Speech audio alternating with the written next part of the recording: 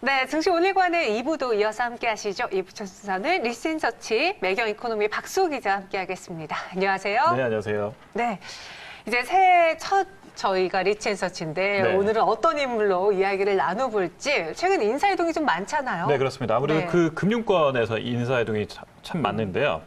우리 금융지주의 손태승 회장님을 오늘은 스튜디오에 모실 수는 없고.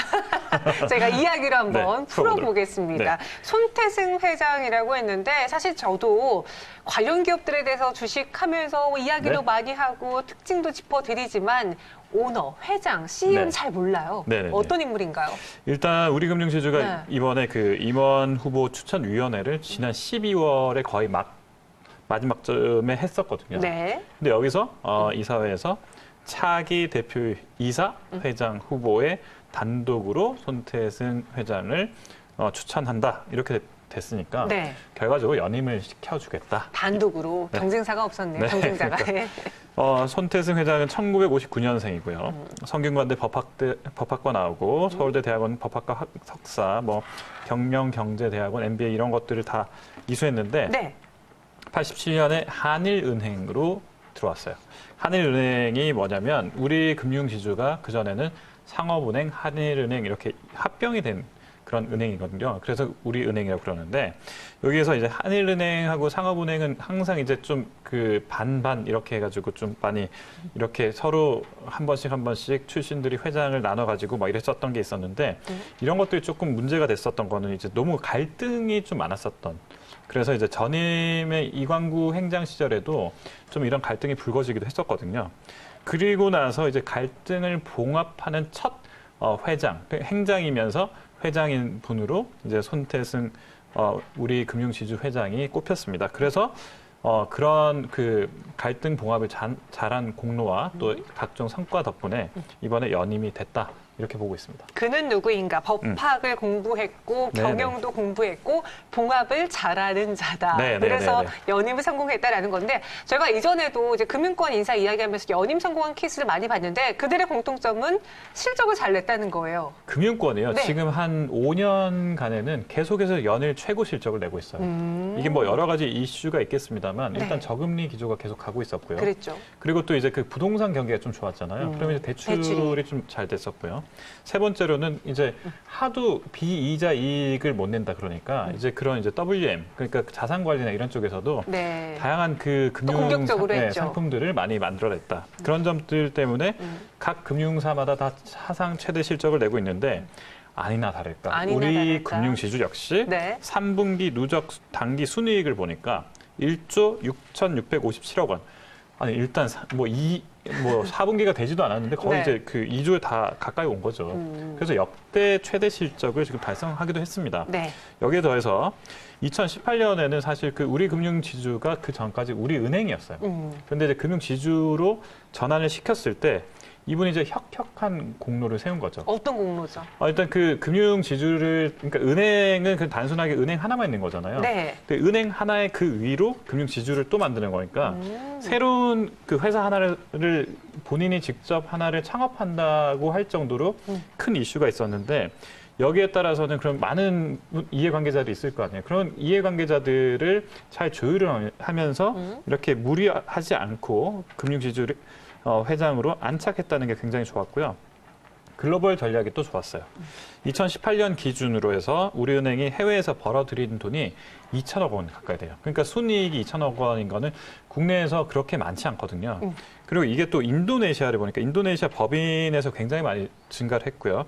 전년 대비해도 24% 가까이 증가한 수치로 해외에서 돈을 많이 벌어들이니까 보통 이제 우리 한국에서는 금융이 해외로 못 뻗어나가는 거 아니냐, 국내용 아니냐 이렇게 이야기를 많이 했었는데 손태승 회장이 온 이후로 우리 금융이 굉장히 좀 해외에서도 혁혁한 성장을 했다 이런 점들이 많이 이렇게 정상 참작이 된 거죠. 진짜 네. 그런 게 사실 무언가 제품을 만들고 판매하는 건 해외 시장 공략이 좀 쉽죠. 다소 네네네. 용이하죠. 그런데 금융으로 해외 시장을 공략한다?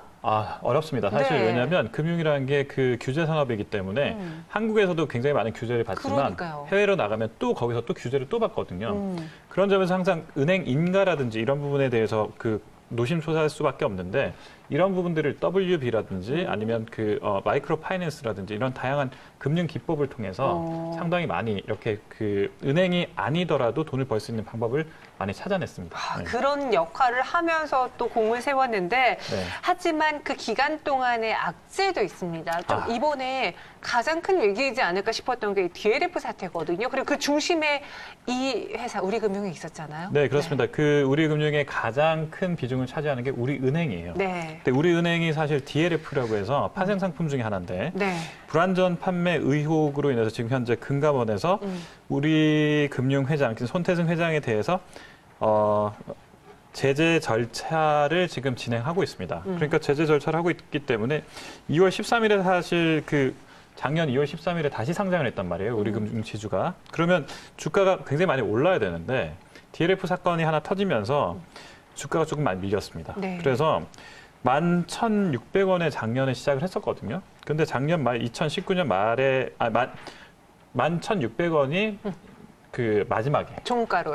네. 이렇게 된 거예요. 그러니까 1월 달에 에 비해서 24% 가까이 떨어질 수밖에 없었어요. 이게 이제 우리 금융 시총이 그래가지고 원래는 10조 원이 됐었는데 10조 원이 모자라는 한 8조 원 정도에 작년에 그쳤거든요. 네. 이런 게 이제 DLF가 좀 뼈 아팠습니다. 이번 DLF 사태로 인해서 많은 국민들이 또 네네네. 손실을 봤고요. 그렇습니다. 네. 사실 이게 마이너스를 볼 수 있는 상품이라는 걸 알았다면 위험한 리스크가 있다는 걸 알았다면 좀 덜 했을 텐데 네네네. 그런 걸 모르고선 가입했다라고 주장을 하기 때문에 네네. 좀 더 파장이 크지 않았을까. 그렇죠. 이런 사태가 벌어졌는데 네. 이런 와중에도 연임을 성공했다.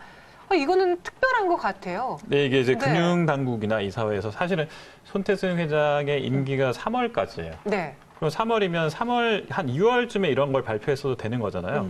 그런데 이제 12월에 이걸 빨리 발표를 해줬다는 거는 그만큼 대주주와 네. 그리고 또 금융당국에서 어떤 점에서는 좀 믿음이 있다 이렇게 볼 수 있는데요. 네. 여기 장동우 임추위원장 이야기를 좀 들어보면 파생 결합 펀드, 그러니까 DLF 사태에 대해서 고객 배상, 금융당국 제재 결정 과정이 남아 있어서 부담스러운 건 맞다. 그런데 사태 발생 후에 고객 피해 최소화 그리고 또 새로운 도약을 이끌 적임자라고 판단했기 때문에 우리는 그럼에도 불구하고 연임을 하겠다 이런 이야기였고 또 예금보험공사가 사실은 그 우리금융 지주의 최대 주주거든요. 네. 예금보험공사는 우리 금융의 18.3% 정도의 지분을 갖고 있는데 네. 그러면 이제 사실상 정부의 입김이 들어갈 수밖에 없는데 네. 지분 구조상. 네. 그러면 이제 그 금융위원장이 어떻게 됐냐 이야기를 해보니까 예보가 연임 결정을 내렸으면 그건 다 이유가 있었을 것이다. 그러니까 예보와 금융위가 상의를 한 건 없고 예보 판단을 존중해주면 된다. 이렇게 얘기했으니까 사실상 금융당국, 이사회 모두 손 회장을 지지한다. 이렇게 보면 되겠죠. 그럼 손 회장은 우리은행장도 겸임하고 있잖아요. 네네. 그럼 이 행장도 자동 연임인가요? 굉장히 날카로운 지적입니다. 네. 예. 행장하고 지금 회장을 같이 사실은 하고 있었어요. 네. 그런데 행장은 이번에 이제 그 이사회에서 다른 사람한테 맡겨라. 이렇게 지금 분리하기로 결정을 했습니다. 그러면 앞으로 이제 손 회장의 과제는 무엇인지 네. 앞서 좀 큰 우려를 샀던 DLF 사태도 잘 네네. 봉합을 해야 될 것 같고 그 외에 해야 할 일 무엇이 있을까요? 일단 조직 안정이 가장 크겠죠. 네. 아까 방금 말씀하신 대로 회장과 행장이 그동안 이제 한 사람이었기 때문에 우리금융이 굉장히 빠른 속도로 이렇게 성장하고 또 조직이 안정화될 수 있었는데 네. 회장이 있고 행장이 있는 상태인데 이 우리금융 지주가 제일 그 비중이 큰 데가 우리금융 지주의 우리은행이란 말이에요. 그럼 우리은행의 행장이 만약에 조금 이제 내가 하고 싶은 대로 하길 원합니다라고 했을 때 회장이 서로 이제 알력 다툼이 그동안 의견이 불일치할 수 있으니까요. 네. 없었던 적이 없었어요. 그래서 우리금융 지주가 행장과 회장으로 분리되었을 때도 얼마나 잘 굴러갈 수 있을지가 첫째 관건이고요. 네. 두 번째는 우리 은행 자체 외에도 자회사 중에서 순이익이 큰 계열사를 계속해서 좀 넣어줘야 되는데 그러려면 결국 이제 M&A를 많이 해야 됩니다. 그래서 뭐 손해보험사라든지 또 유력한 증권사라든지 아니면 뭐 생명보험사라든지 이런 포트폴리오상으로 다양한 그 금융사를 갖다 넣을 수 있는지 이런 여부를 같이 또 살펴봐야 되겠고요.